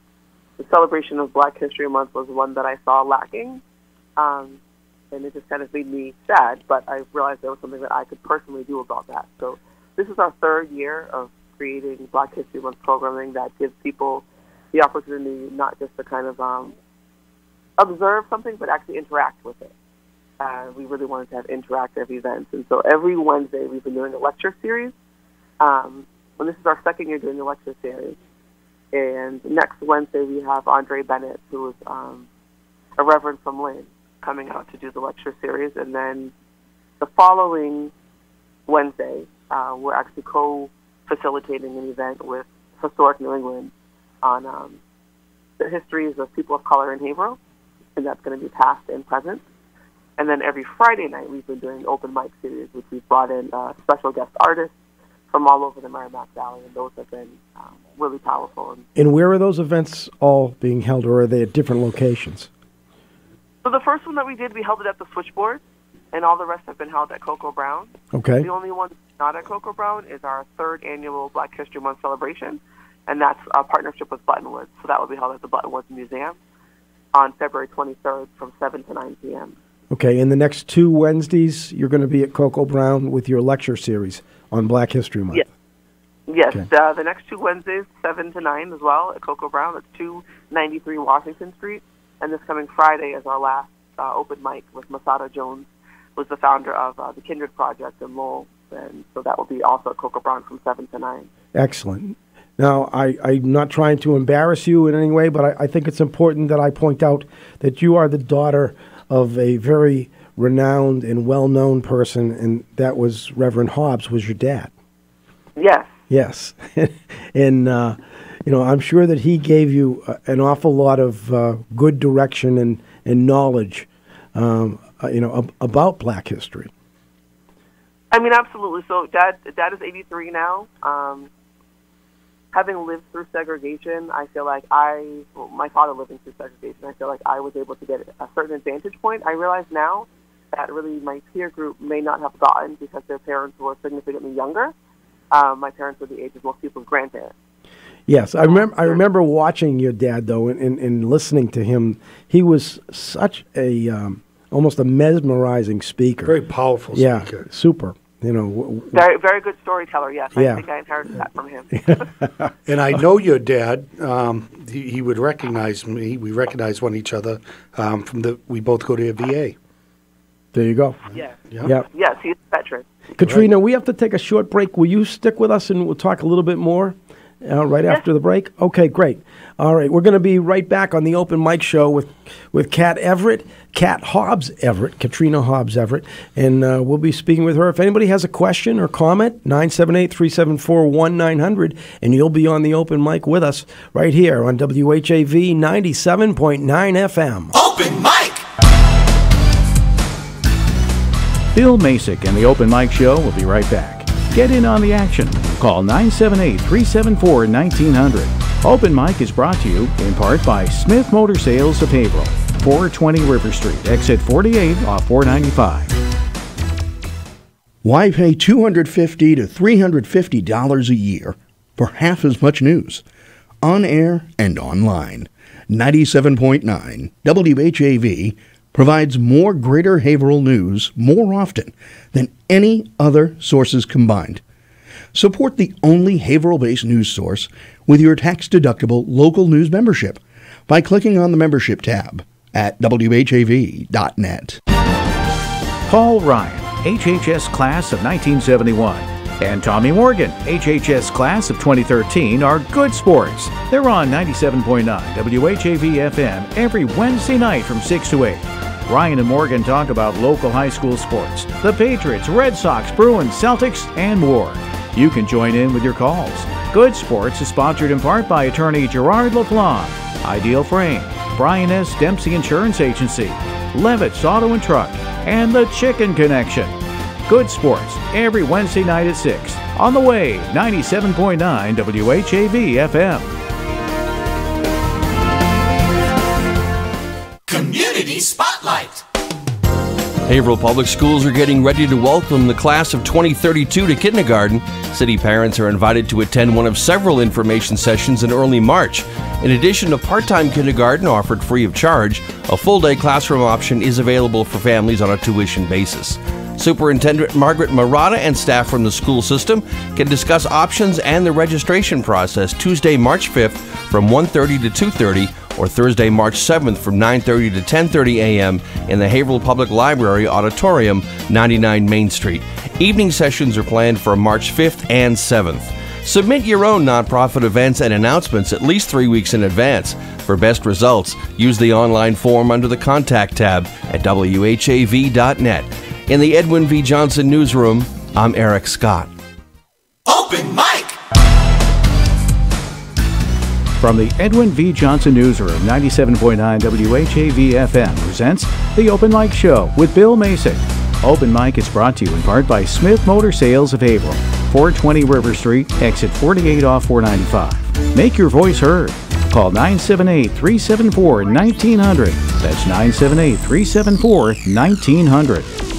Okay, 7:22 is the time on this Monday night, and we have a special guest on the phone with us, Katrina Hobbs Everett from Haverhill, and she's involved with Pose, she's involved with Coco Brown, and she's also involved with staging some Black History Month lectures and events around the city. So, Kat, I was wondering if you could just give us a little thumbnail sketch of maybe some of the things that people might be interested in regarding Black History Month, some of your favorite information or stories that you'd like to tell. So I don't really have, I guess, any local gems. Most of my personal stories will probably be from Dad, but I did want to mention 3 other events that I forgot to mention, if that's okay. Sure, absolutely. Okay, so the 26th of February, that's next Tuesday night, we're actually hosting a free interactive Black History Month event for ages 14 and 18 in the youth section of the Haverhill Public Library. Okay. And then on Thursday, the 28th, the last Thursday of the month, we hold our book club. Yeah. And then the other thing that I wanted to mention is I'm actually a poet myself, and I'm going to be reading as part of the Calvary Gospel Celebration that's also happening on February 23rd. Oh, that's excellent. At 3 o'clock at Calvary Baptist Church. That's great. When is it? On February 23rd. February 23rd. And what time? Calvary Baptist. Calvary Baptist. At what time? 3 o'clock. 3 o'clock. Okay. All right, great. Well, I want to thank you for taking the time to be on the phone with us and to discuss Black History Month and all the events that are happening and all the good things you do for the city and the mainly the youth in it, but you're still an important cog in the people of Haverhill. So I want to thank you for all you have done and will continue to do, I'm sure, you and your husband and your family. So thank you. Yes, go ahead. Oh, sorry. I just wanted to mention, because often people don't know about the work that we do with adults, and so this Thursday, it's not open to the public, but I'm going into the Immigration Center in Lawrence to put on Black History programming for the staff there. Nice. Great. So if people aren't interested in programming, that is something that we do. We specialize in anti-racist programming. We've got some work going on with the schools right now, too. Oh, that's excellent. That's important work. Kat, can I ask you a question? In these, what are clearly tumultuous times where everyone's divided along, red and blue and black and white, what lesson do you think that these times is teaching us? What do you draw out of what's going on around us? And the best thing that I was able to obtain, I went to this training by the People's Institute called Undoing Racism Training, and it talked about how the construct of race is a dehumanizing process that really has impacted all humans. And so I think what has helped me understand is that shift in perspective. This isn't us versus them type of thing. It is actually something that has dehumanized all of us. And the way that I can explain that very briefly is not looking at color, but looking at culture. That's so true. Yeah. I am old enough to remember Martin Luther King, and he said something that I just will never forget, and I have tried to live by, and that's that we should all be colorblind. It's as simple as that. In that I think that sometimes race actually can create problems more than it helps. So I think if we could all just kind of forget that we may have different backgrounds and come from different lineage, I think that we all have to realize we're people and we should all work together. I think that we should all celebrate the fact that we do have diverse backgrounds. Right, and so but not allow it to interfere. Right. It's something to celebrate, not to divide us. Right. Exactly. Looking at it as strengths, because we all I agree with that. Yeah. But together we make a beautiful rainbow. Absolutely. Kat, you make a good point about that training, because I'll tell you, every time I hear someone being racist, and in these days, it's not overt racism. It's, they're beating around the bush, but they keep circling that same idea. It always strikes me how they're the least human person in the room. That when they're trying to dehumanize someone else, they're the least human person in the room. And I don't mean that I shouldn't treat them as a human. I mean that they are attacking their own humanity by attacking someone else's. It's like if you badmouth someone who's not in the room, they don't sound like the jerk you do. Yes, the thing that really I had to struggle with during that training myself was this context of color. And so I think what people fail to understand about when people say, like, they are black, for example, black is a label that has been given to people that we have made into a culture, like an operating culture, right? White is the same thing. Those that we've come to call white, it's a label that has been given that has actually turned into a culture. And instead of looking at it as far as like a label and saying this represents your ethnicity, because it doesn't, it only represents the color. The ethnicity would be Italian or Greek or Irish. You get what I'm saying? But right, I understand that. We've been dehumanized of that and reduced to colors, and that's what we're trying to fight against.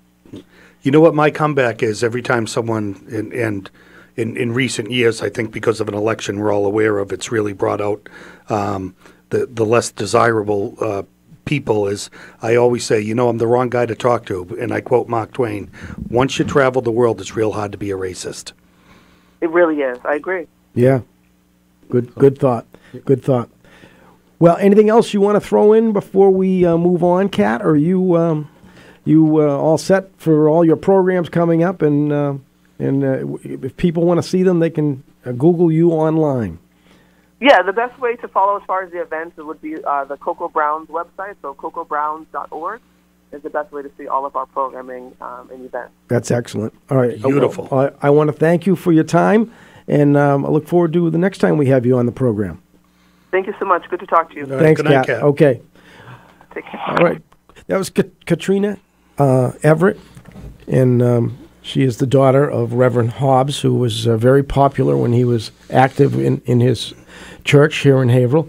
And, just real good to have, once again, Haverhill people, great Haverhill people, and doing things to help make Haverhill. That's a Haverhill family that better goes back a place to long be. way. Yeah, absolutely. And he in his day, and not to take anything away from him now, but in his day, what a powerful speaker. Yeah, I know. I used to watch him and just, love to hear him speak, and the way his whole appearance, the way he dressed, everything about him was always top notch. So that's where we're at. Hey, it's 7:29. We're going to take a short break, and we'll take it up till 8 o'clock here on the Open Mic Show, and hopefully we can hear from some of the people listening. 978-374-1900.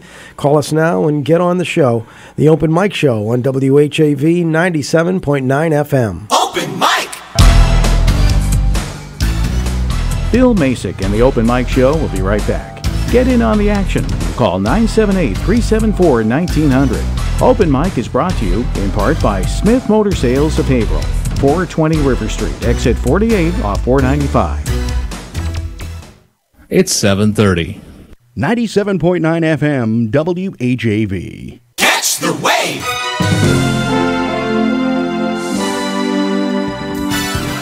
On air or online, 97.9 WHAV serves you. Twice an hour weekdays, keep up to date with exclusive local news and weather. Find out about civic events on Community Spotlight every quarter hour. And better prepare with WAVE weather every 30 minutes. Mass Moments, Melinda's Garden Moment, Soundbeat, and Insight Daily complete the spectrum. Hear classic comedy and drama 7 nights a week at 10 p.m. and 1 a.m. Finally, a unique blend of rock and roll hits from the 60s, 70s, and 80s round out the entertainment. Stay with 97.9 WHAV, the only Haverhill-based news source. Wave weather!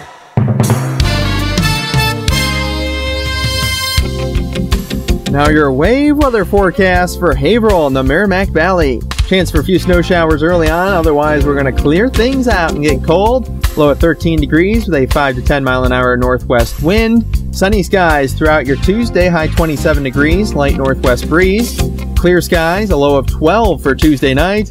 And continuing the nice stretch, mostly sunny, high 31 on Wednesday.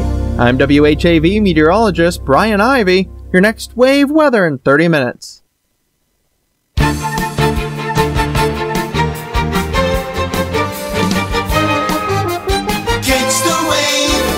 WHAV Open Mic. From the Edwin V. Johnson Newsroom, 97.9 WHAV FM presents The Open Mic Show with Bill Macek. Open Mic is brought to you in part by Smith Motor Sales of Haverhill, 420 River Street, exit 48 off 495. Make your voice heard. Call 978-374-1900. That's 978-374-1900. And we're back on the Open Mic Show. Bill Macek and Ralph Basiliere. We're taking it until 8 o'clock, 6 to 8 every Monday night. It's time for the Open Mic Show. You can join us at 978-374-1900. And Ralph, we got a whole bunch of stuff going on in Haverhill. There's a lot going on. There's a lot going on. And I just think that I can't wait till spring. I can't wait to spring either, even though it hasn't been a bad No, it hasn't. winter. We're like, really 25, 32 inches under the average. Did I tell you this weekend I had the good fortune to travel to my friend and his wife for a living. They own an inn up in New Hampshire in Jackson, the Inn at Thornhill, and I went up there. No, you didn't tell me this. The amount of snow is phenomenal when you consider that there was next to nothing here. Yeah. And I drove up in the dark, and it was one of those times. We left a little late. The girlfriend was running late. Then we had a traffic jam, and then a phenomenal, huge state police presence at the toll. I mean, 100 state troopers with large equipment. I don't know. Going north. Going north on the Spalding Turnpike. Got past that. We're driving at the speed limit. Boom, into fog. Get out of the fog. The rain stopped. The temperature dropped, and it was 75 miles of ice. When I got to Jackson, I could not believe the snow. It was like driving in a tunnel. It was 4 and 6 feet over the car on both sides. Just phenomenal amount of snow. But my dog Elvis, I threw a snowball. But that area needs it for skiing, and you go there to ski. This you go week, there to ride your snowmobile. Snowmobile and alpine skiing. Yeah.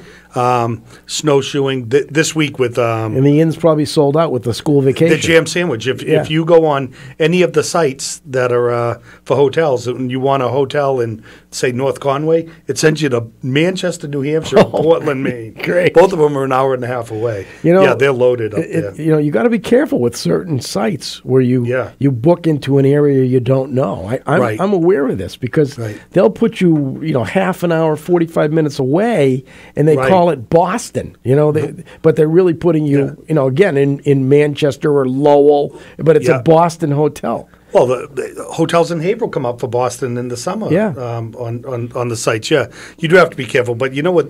I use Hotel Tonight a lot. That's my favorite go-to app when I'm kind of just traveling spontaneously. Actually, generally I go to Jackson because my friend takes care of me. But it has a map.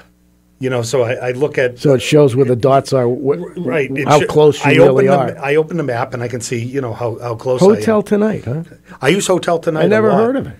It's I believe it's an Expedia. It's owned by Expedia. Yeah. HotelTonight.com. HotelTonight.com. So that's a good. I love that bit site. of information to let people know about. I love that site. I've traveled all down the East Coast using that on the train. No hotel city. No hotels. Rolling into New York City. Boom, get a room in the so it really works. It helps you when you're last minute. Yeah, so the people not reserving now you're not getting in the room with the view, but you're still getting a room. Yeah, you're getting a sufficient room. I've never done bad with Hotel Tonight. And you could probably set what rate you want, and one star. No, the rates are the rates. 1 star, 2 star, 3 star. Can you do that? No, on Hotel Tonight, it's just literally it's the city and then who's available. They, of course, as a commodity or as a product, nothing's more expendable than a hotel room or a plane seat. Right. If it's not filled that night, there's no getting that money back. It's amazing how they weigh what they're going to charge you for rooms, amazing, for car rentals. Yep. It's all they like go on an algorithm. Yeah, even on parking your car, if you're looking to park at Logan for a week, it's going to be based on the volume. Right. I was in Charleston, South Carolina a few years ago at a place called the Shem Creek Inn, which I found through the car agent down there. Went into South Carolina. And I said to him, next year at these dates, what would it cost? And they couldn't tell me because based on an algorithm, what events are going on is the big thing. What the weather forecast is. How the value of the dollar in Czechoslovakia. I mean, it just goes on. And they literally couldn't tell me a year in advance what the room would cost. Wow. So they use algorithms. And another thing I've learned, having a friend who owns a hotel, is that if you go to a big chain hotel, whatever it is, they basically could sell you a room for $75 a night, cover their cost, and make a profit. Sure. Smaller places need to be more in the $110 range. But, there's a lot of... But they'll get you for every dime they can. Well, they have 15 rooms that aren't sold. Those are 15 rooms. They'll never have that revenue back. That's right. Yep. Once the opportunity's gone, the next morning, if they didn't rent them, they can't make it up. So I was in Jackson and couldn't get a room even at my friend's place the second night. So we took the ride to Portland, and through Hotel Tonight, I got a room. Of all places, the Holiday Inn Express in South Portland. Yeah. I'll tell you, for $125, what a deal I got. Yeah. Most comfortable bed I've ever slept on. Wow. Clean, brand new room. That's good to hear. You might have thought you were looking out at Vegas at night, just miles of, Portland's a city. Well, I think it's so competitive now, and also because you can slam them on the internet. You could put a bad review in and hurt them deep. Yeah. Yeah. I mean, that's really not fair to do that, but... well, some people do it, though. Right. Oh, yeah. And I always question whether it's competitions. I'll read reviews and go, when I hear a real bad review and the other reviews are all showing the place is decent and a real bad review, I think what they got was a lot of times I think it was probably a customer who's cantankerous. Yeah, it could be. Yeah. Or sometimes I think it's the competition. But I got to tell you, I love traveling New England and Hotel Tonight. I mean, I've got... Hotel Tonight, I'll remember that. Yeah. I love that site. Yeah. Great. Well, it is the Open Mic Show, and you can join us here. It doesn't need to be just Bill and Ralph talking. It can be you, too. 978-374-1900. If there's something you'd like to discuss, something in the city of Haverhill, in the Merrimack Valley, something in Methuen you'd like to talk about, just give us a call. Methuen seems to be pulling out from the disaster they had with their last budget, but we'll see. Wow. They're not quite out of that tunnel. Wow. But now, if you ever thought it was tough to be a city council, be fortunate that you're not a Methuen Well, not city just councilor. myself, but I think I've heard other councilors say that somebody will say, how's it going? How's the city doing? Well, the answer can be better than Methuen. That's right. Yeah, I've heard that a number of times. Yeah, right. What's the state of the city? Much better than Methuen. Yeah, right. Yeah. Well, I shouldn't laugh, but that they really got hoodwinked from what I've heard. They were not told about those percentage raises for the ranking officers. That they were told it was like 0, 2, and 2. That like 0% for the first year, 2% the second year, and 2% the third year, and that was it. It was a percentage raise, but there was some fuzzy math, I'll call it, being done for the ranking officers and how they got their pay scale. I don't know enough about it to give an intelligent assessment, except to say that wow, it's a mess. It's like driving by a car accident. You don't have to be a doctor to know that it's what you see is ugly. Well, the captains were initially going to make over $400,000 a year. Yeah, more than the superintendents of L.A. more and Boston, than the chief. New York. Yeah, more. Yeah. I actually was going to get the books and start studying to be a captain in Methuen. Yeah. I thought, hey. Well, I will say this, but the police chief. I say that with tongue in cheek, you know that. But the police chief of Methuen, Joe Solomon's a personal friend of mine. Yeah. Now, having said that, I don't have any insight as to what's going on because I don't ask. This is one of these. This is a don't ask, don't tell situation. Yeah. But he's a guy of great integrity. And yeah. I think they're lucky to have him. I've known Joe for. But they were going to make the captains were going to make more than the chief. Oh yeah, yeah. They were going to make more than the mayor, make more than more than the governor, highest paid. Yeah, in the state maybe. They were literally getting more than superintendents in Boston, New York, L.A., Chicago. But I think they've got it now back down to where it should be. But now I hear the city council wants to get some of the paid money. The excessive money, they're not going to get that. It was all. I don't think that contractual. Would be fair. Right. It was right. It was paid out under the contract. Now they've revised the contract. So recently, what was it? Not the attorney general, the inspector general, wasn't it? Ruled the contract that they were operating was illegal. Was illegal. Yeah. That's a linchpin. That's where everything will turn. That's where everything kind of started to reform and get everything will turn around that center. Yeah, absolutely. That's a significant ruling. Yeah, absolutely. 7:40, almost 7:42 right here as we're moving along on this evening.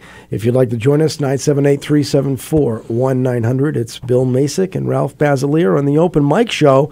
And I think we missed a little bit of a bullet with the weather going south because we've got a little bit to shovel, but it's going to get cold. But then, what is it, Wednesday into Thursday, we're going to get warm rain on Thursday. Wow. Yeah. So that maybe it'll melt it all away again. This summer has been like, it shows up, it disappears. I mean, this winter. Right. And I can't. I think we're gonna have a real bad pothole season because we seem to have a lot of freeze and thaw going on. Yeah. When you have the freeze, the melt, the thaw. But if you hit a pothole or you want something repaired, call 311. 311. One call to City Hall. Yeah. Allison Hotquist, speaking of her earlier, she started it. She was and I think she's still overseeing it. I believe so. I think that's part of her services. Yeah, part of her job. She does a great job. I mean, you want to talk about a resource for the Vietnam Veterans Memorial Commission. She's been nothing short of fantastic. Yeah, she's experienced, smart, and she gets the job done. She really does. Yeah, absolutely. And what else is going on in here? What's coming up? We got some good stuff coming up. What are you guys doing with the Veterans Memorial? What's big coming up there? We just had the Secretary of Veterans Services last from Friday. Massachusetts. Yeah, he came. Joe Bevilacqua had invited him to come, and he came to the park. And he's actually given us a lot of really good insight. So I appreciate Joe bringing him on board. One of the things he had suggested to me in the first time I spoke to him on the phone, and by the way, the only time I spoke to him on the phone, but it makes me sound important when I say the first time. So the first and only time I spoke to the secretary on the phone, he had been impressed with what had happened in the community of Beverly, and as the situation is, the Veterans Services Officer there is a friend of mine. So I called him up, and he called the Chief of Staff, and we set up a contingent. We were going down to see what they did. Literally an official fact-finding mission. Yeah. As you know, I had to spend 6 nights in the hospital in Boston, and so I sent Melinda Barrett and some others. The Captain Buckley, new VSO, Linda Gambino Baxter went down there. They all went on my behalf. But I asked Melinda to spearhead it, to take over, go in my place, take charge of it, and. We got some really great ideas out of there. Then again, when the secretary came, he really encouraged us. So if Linda Dean Campbell and Andy Vargas and Diana DeZogli were listening, I'm sure you are, the secretary encouraged us to lean for funding on our delegation. Well, and I think I got that in a rather polite way, right? I think I think your point was very soft but made. Now, I think it's also important to note for our listeners that if you're talking to Andy Vargas, our representative, that Andy has now been appointed to Ways and Means, which is where Brian Dempsey was for 7 years, I think. For us and for brought Andy. a lot of so first of all, congratulations to him. Absolutely. I think it's well deserved. I think he worked very hard to get noticed, and I think it's very hard to be a freshman representative and get noticed, and to get on that is really a walk-off home run for the city. Oh, it is. And actually, I think our county was without any representation because Linda Dean Campbell, who I think was on Ways and Means, has moved on to chair the veterans group there. Yeah, another piece of good news. I mean, she's an airborne intelligence officer. I mean, she's very pro-veteran. She's got a lot of skin in the game. She is a veteran. Does a wonderful job for us. I think in the city, I really find her to be very committed, and so now we have these two representatives of ours who are on these really prestigious committees, and I think it's great. Yay, Haverhill. Can't hurt. Not right. No, and Diana DeZoglio with a couple of big victories recently. Yeah, and she's no slouch either. No, Diana's a mover and shaker.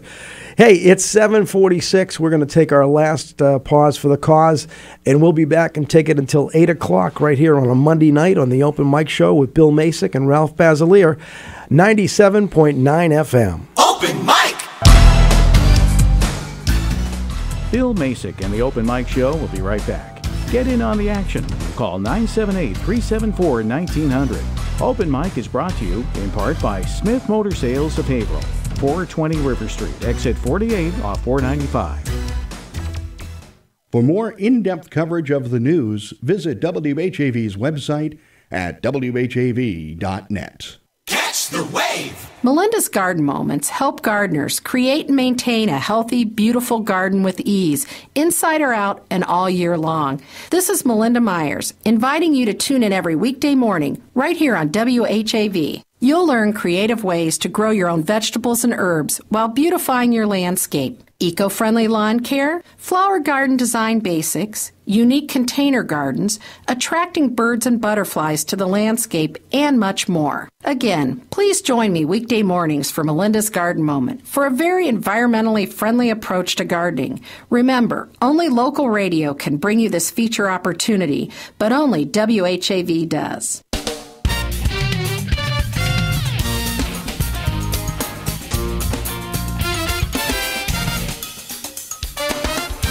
WHAV Open Mic. From the Edwin V. Johnson Newsroom, 97.9 WHAV FM presents the Open Mic Show with Bill Macek. Open Mic is brought to you in part by Smith Motor Sales of Haverhill, 420 River Street, exit 48 off 495. Make your voice heard. Call 978-374-1900. That's 978-374-1900. And welcome back to the Open Mic Show. I'm Ralph Basiliere with Bill Macek. It's 9:48. here at 97.9 WHAV. All right, just for those people that aren't watching us, we should say that we have switched chairs. I'm in the captain's chair. Yeah, that's right. You're in the driver's seat. That's because Ralph is going to be actually taking over the driver's seat for next Monday because I'm not available. Special assignment. I'm on assignment, right? And I will be back the following week, I hope. I expect to be here with you that week. But next week, Ralph is going to be here. We know one of your guests will be Council Vice President Tom Sullivan. Yeah. My dear friend. Who you've known since you were children. Yeah, since I was 5 years old. I lived next door to Tom. Now, are you about the same age? I'm not going to say that Tom's older than me on the don't say that. Right. No, don't. Okay, but you're close, right? Yeah, we're within, I think, 3 or 4 years. Okay, yeah. All right, good. But you knew him when you were 5, you said. That's correct, All yeah. right, good. Did he pick on you? No, Tom was always... always a polite gentleman? Always the person he is now, That's a right. nice person. All right. It's 7:49 if somebody wants to join us. 978-374-1900 is the number you should dial. You have about 10 and a half minutes to get in, make your comments. And so we're going to have, you got to find one more guest. We have to, one more guest. For next week. I have some ideas. Okay, good. And I'm sure it'll be good. I will be hopefully monitoring from a remote location, undisclosed. Right. Right. So someone has to keep an eye on me. No. Tim's already pulling out his hair. My location is going to be undisclosed. That's right. Yeah. A secure and undisclosed location. That's right. Okay. So in the last 10 minutes, let's see what else we could talk about. Fire it up here. What do you think it was a good topic? We're talking about marijuana? Oh, yeah, I'd like to talk about because that. it's still brewing. People there's still a lot to do. There's still a lot of discussion, people in favor or people against, people worrying about downtown traffic, people just thinking it's a bad thing. But I need to point out, Ralph, because it's so important that people understand. I had a long discussion with a longtime friend of mine who lives in Plastow, New Hampshire, and she had actually sent me an email. Bill, can you stop this pot shop that's going to be on the New Hampshire border? It's not far from my house, and we already have enough traffic, and yada, yada. But, I think that what happened to us is because the legislature forced us to actually make reasonable accommodation for a minimum of 6 marijuana retail stores. We had no choice. We spent almost a year trying to find locations that would be the least impacting on the area and on the the location. So that shop, that area, all of the areas are in commercial highway, which makes sense because that's where most of our retail and commercial activity is ongoing. And so, that fits in. It's a retail shop. And then secondly, we put them throughout the city, north, south, east, and west, in areas that we thought would be, the least impacting for traffic and that. Now, I've also said, the mayor in his host community agreement, at least for the 3 he's signed so far, has required that the applicant to come to the city and who signed that agreement will create a parking and traffic study that has to pass muster. But I also want, when they come before the council as the final hurdle for a special permit, I'm going to request, and I will only support, a shop that at least initially, for an interim period of time, will use appointment setting, online appointment setting, which they did in Salem, Mass., and it went on without a hitch. And then secondly, I also want them to have an auxiliary parking area and also shuttle service almost available, at a moment's This is notice. what we've learned from watching Right. the other communities where this rolled out first. Leicester, am I saying that right? Leicester. Okay, Leicester and Northampton, we saw the issues they had there. Right. So we have the advantage of and Learning. I think learning from them. I mean, it had to be difficult to be the first. I wonder, and hopefully I won't be made to eat my words by history here. It seems to me that for many, many years, we've wanted to increase the traffic downtown. And now that we want to put a pot shop downtown, and it will likely increase traffic, we're getting the Chicken Little effect again. I'm not sure, I think that, listen, I think that when they open up, it will cause some traffic. And that's why, what you're suggesting for the permitting makes sense. The online appointments. Yeah, because you got really two schools of thought, I think, in the community. You got the people like, oh my God, for the love of God, it's 2019. We voted for this several times.